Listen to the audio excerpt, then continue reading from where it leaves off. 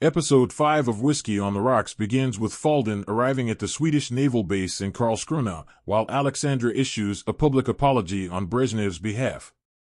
Meanwhile, Lagerkrantz orders a military exercise near the Soviet submarine, which alarms all the stakeholders.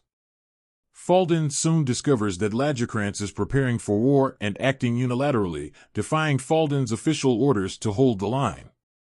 He decides to communicate securely with Alexandra via a payphone, though, amusingly, their conversation is wiretapped by both the Soviet Union and the Americans. During their discussion, it's revealed that the lieutenant aboard the submarine is preparing to defect and pose as captain of the Soviet submarine. However, since the line is tapped, Soviet leader Andropov orders the lieutenant's discreet execution. This task is assigned to Alexandra's secretary, who is instructed to convince the Swedish foreign minister to hand the defector over to the Soviets. On Reagan's side, the Americans work on deciphering Falden and Alexandra's cryptic conversations about sheep.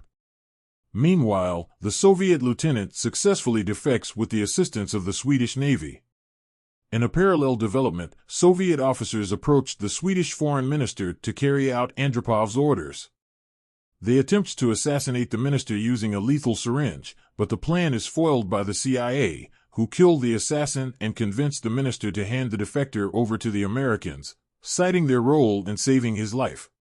The episode concludes with the Swedish naval commander informing Falden about the presence of nuclear warheads on the Soviet submarine, further complicating the situation. Once again, a marvelous episode delivers the perfect build-up for the political drama set to unfold in the finale. This episode raises the stakes, showcasing one of the most absurdly tense moments in Cold War history, while interweaving subtle comic jabs.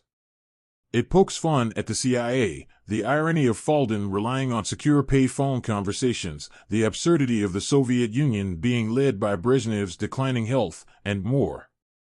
The show continues its critique of all stakeholders involved, sparing no one from ridicule. It even takes aim at the media for exacerbating the situation through sensationalized interpretations of events. As we approach the highly anticipated climax, the absurdly comical showdown between the global stakeholders scrambling to preserve their images while ignoring the looming threat of nuclear war promises to deliver a phenomenal finale. It's a conclusion that will perfectly complement Whiskey on the Rocks as a biting political satire.